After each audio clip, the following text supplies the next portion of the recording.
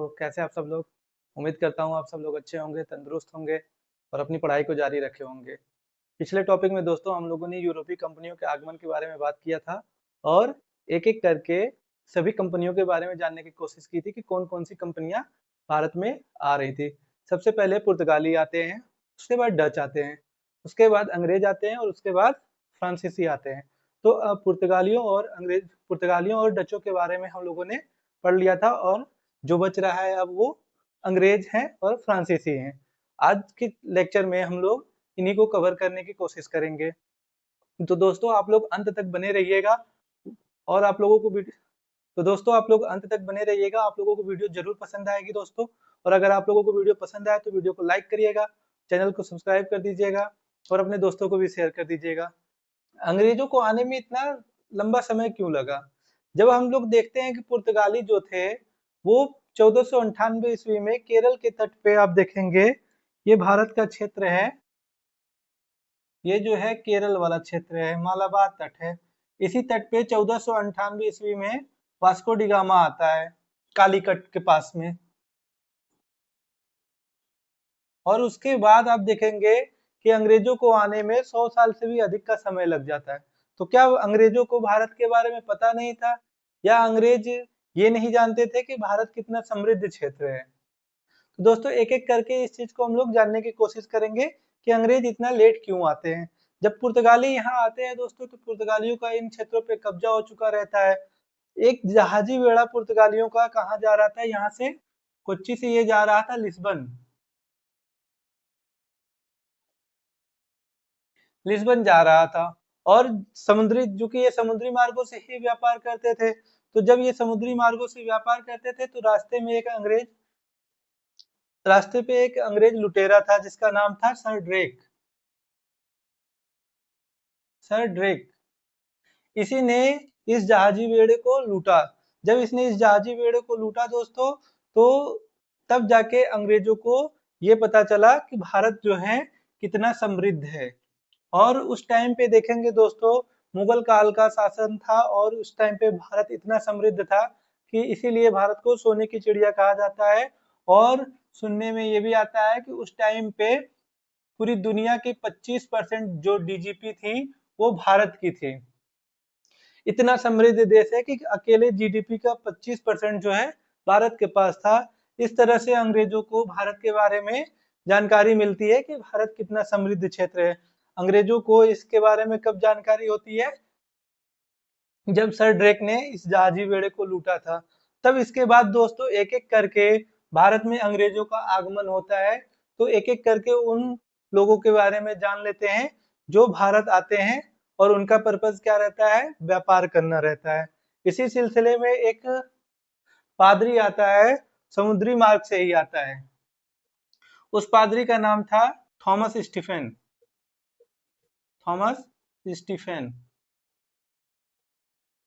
भारत आने वाला ये प्रथम अंग्रेज था।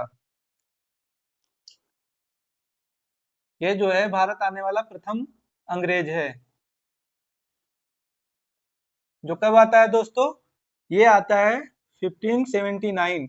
इस टाइम पे दोस्तों भारत में किसका शासन था? मुगलों का शासन था और मुगलों में भी अकबर का शासन था। और ये जो है गोवा तट पे आता है, गोवा तट पर। इसके बाद एक और आता है दोस्तों, उसका नाम है रॉल्फ फिंच।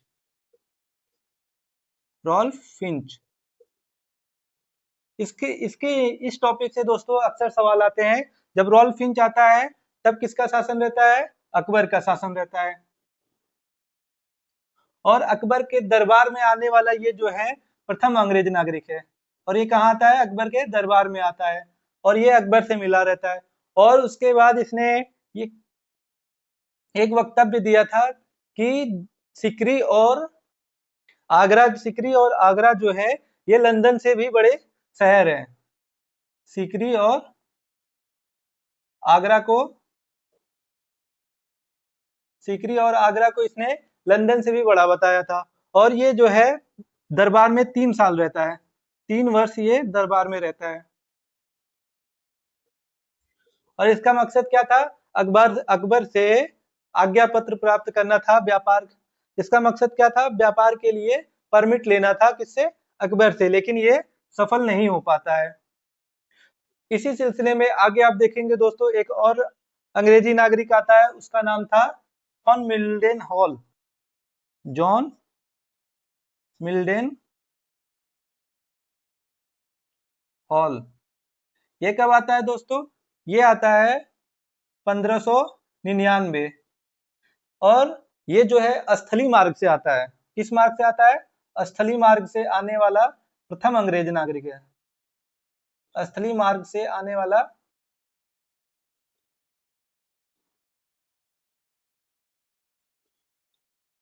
ये प्रथम अंग्रेज नागरिक है।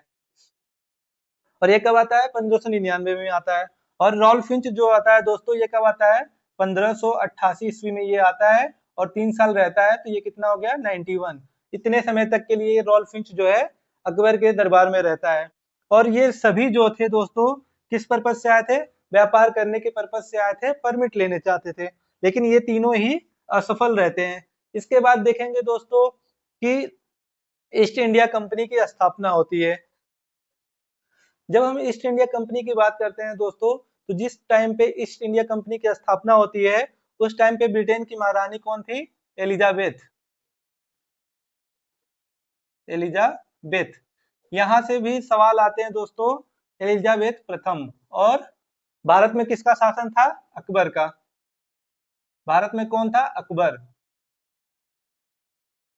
और ईस्ट इंडिया कंपनी की स्थापना कब होती है? 2 डेट है दोस्तों। स्थापना इसकी होती है 1599 ईस्वी में, और एलिजाबेथ प्रथम ने इसको 15 वर्षों के लिए व्यापार का अधिकार कब दिया? 31 दिसंबर 1600 ईस्वी को 15 वर्षों के लिए इसको भारत और पूर्वी देशों के साथ व्यापार का अधिकार दिया। अब इसके बाद जो है कंपनी भारत की तरफ आती है, और जब भारत ये कंपनी आती है तो उस टाइम पे शासक कौन था? अकबर था। यहाँ से सवाल क्या आता है दोस्तों कि जब ईस्ट इंडिया कंपनी की स्थापना होती है तो ब्रिटेन की महारानी कौन थी? एलिजाबेथ प्रथम। और जिस वक्त ईस्ट इंडिया कंपनी की स्थापना होती है, भारत में किसका शासन था? अकबर का या मुगलों का शासन था। अब इसके बाद एक और शासक होता है, एलिजाबेथ की मृत्यु हो जाती है 1603 ईस्वी में। इसके बाद शासक बनता है जेम्स प्रथम। जेम्स प्रथम। जेम्स प्रथम ने किसको भेजा भारत में? स्टीफन हॉकिंस को भेजा।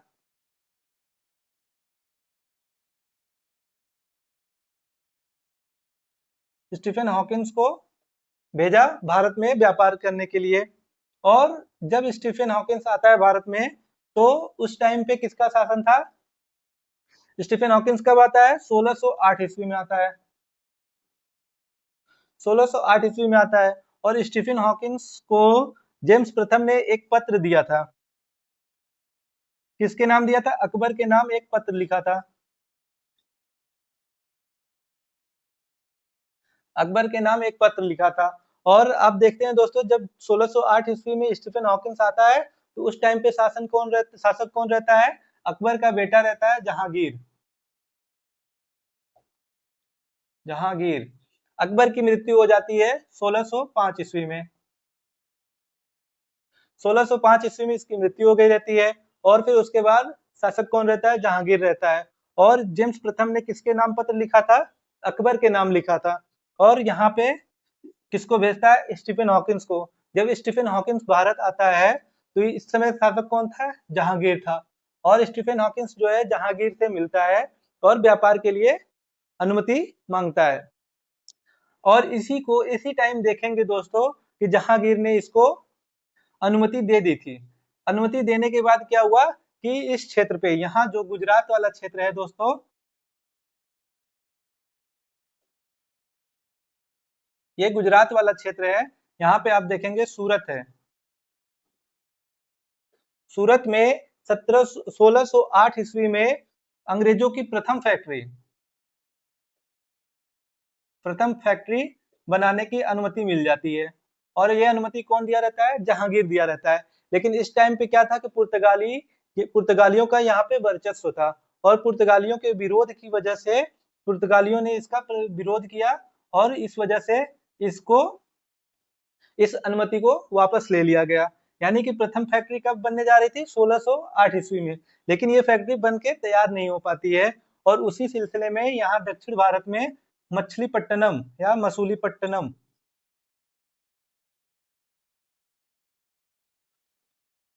मसूलीपट्टनम में अंग्रेजों की प्रथम फैक्ट्री बन के तैयार हो जाती है और ये वैधानिक रहती है। और ये कब बनता है? 1611 ईस्वी में बनता है। यानी अंग्रेजों की प्रथम फैक्ट्री जो है वैधानिक फैक्ट्री 1611 ईस्वी में बनती है। कब? कहाँ पर? मसूलीपट्टनम में। और 1608 ईस्वी वाली जो फैक्ट्री है ये कब बनती है? 1613 ईस्वी में ये बन के तैयार होती है। 1613 ईस्वी में ये बन जाती है। यानी कि पहले ये बनने वाली कब थी? 1608 ईस्वी में, लेकिन बनती कब है? 1613 ईस्वी में। और अगर वैधानिक फैक्ट्री की बात करेगा तो अंग्रेजों की प्रथम वैधानिक फैक्ट्री कौन कब बनती है? 1611 ईस्वी में मसूलीपट्टनम में बनती है। अब इसकी बात कर लेते हैं दोस्तों। ये स्टीफन हॉकिंस है, इसको जहांगीर ने इंग्लिश खां की उपाधि दी थी। फिरंगी खां, फिरंगी खान या इंग्लिश खान।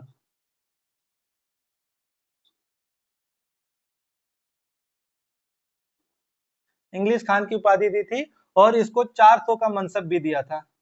इसको 400 का मनसब। ये है स्टीफन हॉकिंस। ये भी व्यापार करने के ही पर्पज से आया था, लेकिन ये भी सफल नहीं हो पाता है। इसके बाद एक और व्यापारी आता है जिसका नाम है सर टॉमस रो।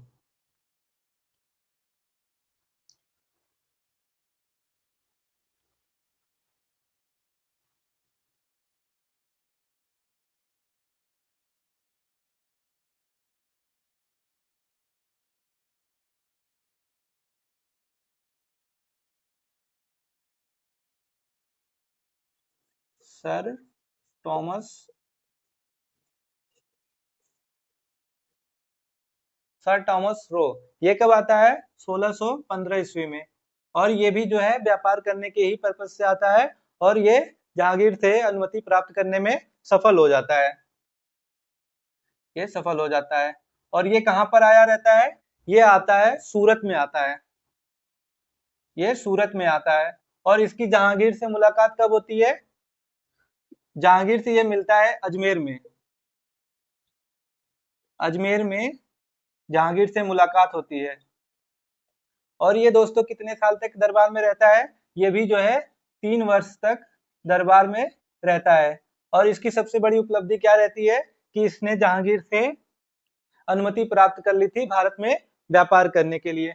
दोस्तों एक रोचक तथ्य यहाँ पे सूरत में जो फैक्ट्री स्थापित होती है उसके बारे में है, उसको भी जान लेते हैं। जब सूरत में अंग्रेजों की जब 1613 ईस्वी में फैक्ट्री स्थापित होती है तो उसके पीछे का रोचक तथ्य ये है कि यहाँ पे पुर्तगाली जो थे पहले से ही मौजूद रहते हैं। और इसी समय जो कि 1608 ईस्वी में यहाँ पे इन्होंने फैक्ट्री बनने नहीं दी थी। बाद में 1611 ईस्वी में एक अंग्रेज व्यापारी आता है जिसका नाम था John Milden Hall, John Middleton, John Middleton. ये आता है 1611 ईस्वी में। और ये जब सूरत में आता है तो इसको भी विरोध का सामना करना पड़ता है, लेकिन ये अपनी जहाजी बेड़ों को सूरत में उतारने में कामयाब हो जाता है। और इसी समय एक कैप्टन यहाँ पे पहले से अंग्रेजों का मौजूद था, उसका नाम था कैप्टन बेस्ट।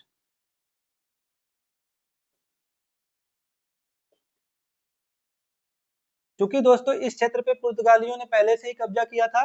और इनके तो और जब ये व्यापारी यहाँ पे आ गए तो इनके बीच मतलब प्रतिद्वंदिता देखने को मिलती है। और ऐसी स्थिति में यहाँ पर युद्ध होना स्वाभाविक हो जाता है। तो स्वाली नामक एक स्थान है गुजरात में। स्वाली नामक एक स्थान है, यहीं पर एक युद्ध लड़ा जाता है जिसको स्वाली युद्ध भी कहते हैं।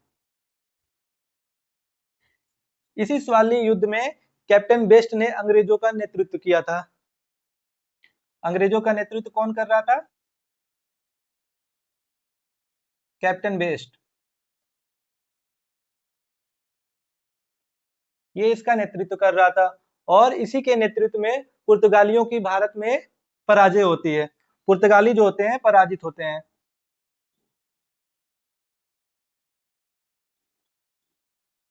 चूंकि दोस्तों एक मिथ पहले से ही चल रहा था कि पुर्तगाली जो है अजय है, उन्हें कोई हरा नहीं सकता है, और इसी इसी इसी मिथ के चलते भारत में इनका चारों तरफ वर्चस्व था, और अंग्रेजों ने जब इनको पराजित कर दिया दोस्तों, तब जाके ये भ्रम टूट गया, और इससे क्या फायदा होता है कि दरबार में अंग्रेजों का प्रभुत्व बढ़ता है और इनका सम्मान दरबार में बढ़ जाता है, क्योंकि इन्होंने पुर्तगालियों को पराजित कर दिया था। इस तरह से देखते हैं दोस्तों कि धीरे धीरे पुर्तगाली बैकफुट पे आते हैं और अंग्रेजों का वर्चस्व बढ़ने लगता है। और इस क्षेत्र में आप देखेंगे जहांगीर, इस क्षेत्र में इनकी प्रथम फैक्ट्री स्थापित होती है 1613 ईस्वी में स्वाली युद्ध के बाद। अब उसके बाद दोस्तों इन्होंने तो अपनी फैक्ट्रियां स्थापित कर ली।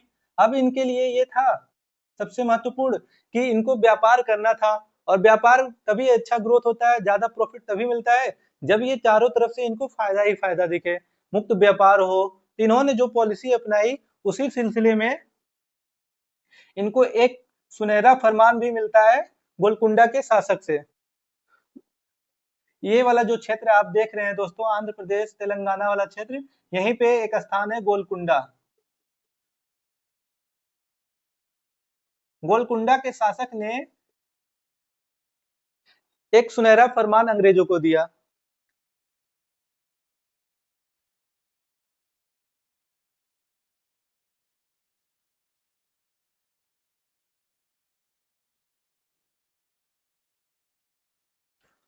और ये फरमान कब मिला था इनको?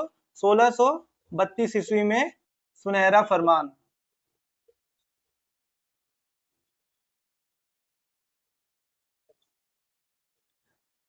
और इस फरमान में क्या था दोस्तों कि अंग्रेजों को ये वाला जो पूर्वी भारत का जो क्षेत्र है, जितने भी बंदरगाह हैं, इन पे मुक्त व्यापार करने का आदेश मिल जाता है। पूर्वी बंदरगाहों पर व्यापार व्यापार का अधिकार मिल जाता है। दोस्तों एक एक क्रम से आपको बताते जा रहा हूं ताकि आप लोगों को कोई भी चीज नोट करने में दिक्कत नहीं आए, क्योंकि इधर उधर अगर मैं पढ़ाऊंगा तो इससे क्या होगा कि आप लोग भूल जाएंगे और डेट याद करने के चक्कर में आप लोग गलती कर देंगे। इसीलिए चीजों को एक क्रम में मैं बता रहा हूँ ताकि कोई दिक्कत ना हो। आप देखेंगे दोस्तों, पहले मैंने क्या बताया, 1608 ईस्वी में यहाँ के बंदरगाह, यहाँ पे फैक्ट्री की, फिर उसके बाद गोलकुंडा, फिर उसके बाद ये सूरत में है, फिर उसके बाद अब देखेंगे दोस्तों कि ये क्या करते हैं, फिर इनको सुनहरा फरमान मिलता है। ये एक एक क्रम में बताते जा रहा हूँ दोस्तों ताकि आप लोगों को कोई दिक्कत ना हो, क्योंकि एग्जाम में जब क्रम पूछता है तो लोगों को डेट नहीं याद रहता है, और जब डेट नहीं याद रहता है तो अगर आपको क्रम याद रहेगा कि किस क्रम में क्या क्या हुआ था, कौन कौन सी घटनाएं घटी थी, तो उससे आप लोग क्वेश्चन सही कर लेंगे। तो सुनहरा फरमान कब आता है? 1632 ईस्वी में आता है। अब इसके बाद अंग्रेजों की एक और उपलब्धि रहती है दोस्तों कि एक मद्रास इनको मिल जाता है। चंद्रगिरी का एक राजा था, चंद्रगिरी, चंद्रगिरी के राजा से ये मिलता है, चंद्रगिरी के राजा से इनको मद्रास मिल जाता है। और जब इनको मद्रास मिल जाता है दोस्तों, तो इन्होंने मद्रास में अपनी प्रथम फैक्ट्री, प्रथम किले का निर्माण, प्रथम किला बनवाया इन्होंने। अंग्रेजों का प्रथम किला कौन है? उसका नाम है Saint fort George.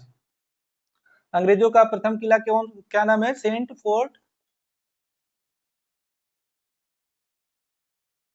Fort George किले का निर्माण कराते हैं। इससे क्या फायदा होता है दोस्तों कि इनको पूरे दक्षिण भारत में अपने व्यापार को नियंत्रित करने के लिए आसानी होती है। इस तरह से ये अपने दक्षिण भारत में प्रभुत्व स्थापित कर लेते हैं। इसी सिलसिले में जब किले की बात करते हैं दोस्तों, तो पश्चिम बंगाल का नंबर आता है। तो पश्चिम बंगाल की बात करते हैं तो वहां पे इन्होंने फोर्ट विलियम किला का निर्माण कराया, और फिर पांडिचेरी में इन्होंने फोर्ट लुई किले का निर्माण कराया, और मुंबई में इन्होंने बॉम्बे कैसल किले का निर्माण कराया। इस तरह से देखते हैं दोस्तों कि इन पूरे क्षेत्रों पे अंग्रेजों ने धीरे धीरे अपना प्रभुत्व स्थापित कर लिया था। अब जब इन्होंने पहले फैक्ट्रियां स्थापित कर ली और फिर उसके बाद इन्होंने किले निर्माण कर लिए, तो इनको व्यापार संचालन में काफी सहूलियत प्राप्त होने लगी थी। और फिर इसी क्रम में आप देखेंगे दोस्तों, इनको व्यापार में बहुत ही सहूलियत मिल रही थी। अब ये धीरे धीरे ज्यादा ही ग्रोथ करने लगे थे। और इसी सिलसिले में दोस्तों इन्होंने अपनी बंगाल में प्रथम फैक्ट्री की बात करते हैं, तो बंगाल में इन्होंने प्रथम फैक्ट्री की बात करते हैं, तो इन्होंने अपनी प्रथम फैक्ट्री कहाँ स्थापित की थी? हुगली में। और उसके बाद ये वहां पे अपना एक किला बनाते हैं जिसका नाम है फोर्ट विलियम किला। अब इसके बाद बात करते हैं दोस्तों कि इन्होंने अपनी फैक्ट्री स्थापित कर ली और किले भी बनवा लिए, लेकिन इनको पूरी तरह से मुक्त व्यापार करने की अनुमति नहीं मिली थी।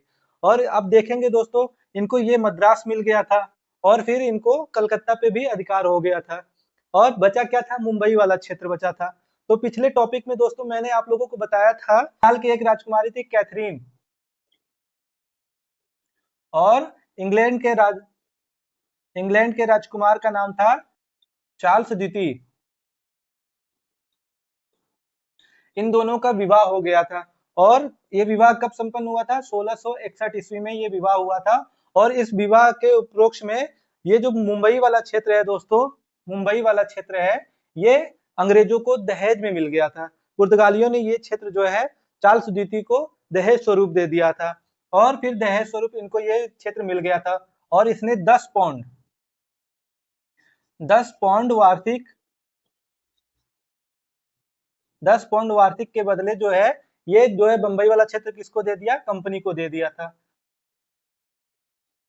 ये 10 पौंड वार्षिक के बदले कंपनी को ये क्षेत्र दे दिया। इस तरह से आप देखेंगे दोस्तों, पहले यहाँ पे आप देखेंगे ये जो है कलकत्ता वाला क्षेत्र है,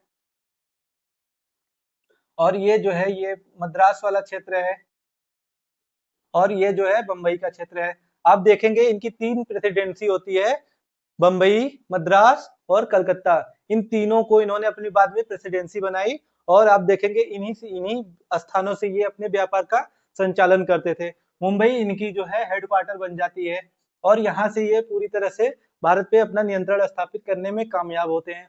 और एक मील का पत्थर ये होता है दोस्तों कि 1717 ईस्वी में, फिर उसके बाद एक समय आता है दोस्तों, एक आता है दूत मंडल आता है, जॉन सुरमन। जॉन सुरमन ये ब्रिटिश दूत था, और इसके साथ एक डॉक्टर आता है, विलियम, डॉक्टर का नाम है विलियम हैमिल्टन। और ये दरबार में आते हैं, और जिस टाइम ये दरबार में आते हैं, यहाँ का शासक कौन था? फर्रुखशियर था। ये जो है दोस्तों फर्रुखशियर, ये उत्तरवर्ती मुगल शासक हैं, जो कि सबसे कमजोर हैं। औरंगजेब के बाद से दोस्तों मुगलों का शासन बहुत ही कमजोर हो जाता है, ये उसी क्रम में है। और ये है फर्रुखशियर, और ये जो है 1717 ईस्वी में अंग्रेजों को एक मैग्ना कार्टा जारी करता है, एक फरमान जारी करता है, उसकी कुछ विशेषताएं हैं। और ये क्यों होता है दोस्तों? 1717 की बात करते हैं, तो इस टाइम पे फर्रुखशियर एक गंभीर बीमारी से पीड़ित रहता है, और जो विलियम हैमिल्टन है ये उस टाइम पे कहाँ पे रहता है? दरबार में रहता है। तो उसी ने इसका इलाज किया था, और जब ये ठीक हो गया तो ये खुश होकर इसने क्या किया? एक इनको आज्ञा पत्र दे दिया, आज्ञा पत्र मिल गया। और इस आज्ञा पत्र में क्या था कि इन्होंने 3000 वार्षिक के बदले पूरे बंगाल क्षेत्र पे व्यापार करने का, बंगाल में व्यापार करने का इनको अधिकार मिल जाता है। कितने पे? 3000 वार्षिक के बदले। और फिर 10,000 वार्षिक के बदले, 10,000 वार्षिक के बदले इन्होंने पूरे सूरत में मुक्त व्यापार की परमिशन दे दी। सूरत में मुक्त आयात और निर्यात का इनको अधिकार दे दिया। और इनके सिक्के ढाले जाते थे उस टाइम पे मुंबई में सिक्के ढाले जाते थे, और इनके सिक्कों को पूरे भारत में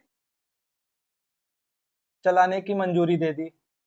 इस तरह से देखते हैं दोस्तों, अब इनको क्या चाहिए था? मुक्त व्यापार के लिए इनको आज्ञा चाहिए थी, और ये जो है इनको मुक्त व्यापार का अधिकार भी मिल जाता है, और इसी को इतिहास में मैग्ना कार्टा के नाम से जाना जाता है। फर्रुखसियर का मैग्ना कार्टा, इसको क्या नाम दिया गया है? Magna carta. ये जो दोस्तों है, यही मुगलों की सबसे बड़ी भूल थी कि इन्होंने इनको मुक्त व्यापार के लिए इजाजत दे दी, और यहाँ से जो है पूरा इतिहास बदल जाता है दोस्तों। अब देखेंगे जब अंग्रेजों को इन क्षेत्रों में व्यापार करने का अधिकार मिल जाता है तो ये धीरे धीरे पूरे भारत पे कब्जा जमाने लगते हैं। और यहाँ से सिर्फ 40 साल बाद आप देखेंगे 1757 में प्लासी का युद्ध होता है, और उसके बाद से जितने भी राजा महाराजा थे सब के सब इनके अधीन हो जाते हैं। इस तरह से इनका पूरा इतिहास है दोस्तों। जब ये शुरू में आए थे तो इन्होंने बाकायदा एक नारा दिया था कि इनको क्या चाहिए? ये भूभाग नहीं व्यापार, ये इनका बाकायदा नारा था। और इन्होंने क्या कहा? इनको भूभाग नहीं चाहिए, ये सिर्फ व्यापार करना चाहते हैं, व्यापार करना चाहते हैं। लेकिन इन्होंने क्या किया? इन्होंने व्यापार के साथ साथ पूरे भूभाग पे भी कब्जा जमा लिया, और पूरे भारत में आप देखेंगे जिसे हम लोग अखंड भारत कहते हैं, ये पूरा इन अंग्रेजों के कब्जे में था। और इन्होंने बाकायदे 200 सालों से ज्यादा भी हम पे हुकूमत किया था, और सबको इन्होंने गुलाम बना के रखा था। उम्मीद करता हूं दोस्तों आप लोगों को ये वीडियो पसंद आई होगी। अगर आप लोगों को ये वीडियो पसंद आई दोस्तों तो वीडियो को लाइक करिए, चैनल को सब्सक्राइब करिए और अपने दोस्तों को भी शेयर कर दीजिए। दोस्तों आप लोग मेरे टेलीग्राम चैनल से भी जुड़ सकते हैं। अगर आप लोगों ने किसी ने भी ये पूरी वीडियो देखी है तो वो हमारे टेलीग्राम चैनल से जुड़ जाए दोस्तों, क्योंकि वहाँ पे डेली आप लोगों को PYQ कराए जाते हैं और सही इन्फॉर्मेशन दी जाती है। किसी भी वैकेंसी की जो भी न्यूज होती है उनको अपडेट कराया जाता है, डेली करंट अफेयर भी कराया जाता है। तो दोस्तों इससे क्या होगा कि आपका प्रिपरेशन जो है एक अच्छी वे में चलेगा। उम्मीद करता हूँ दोस्तों आप लोग भी मेरा सहयोग करेंगे। धन्यवाद।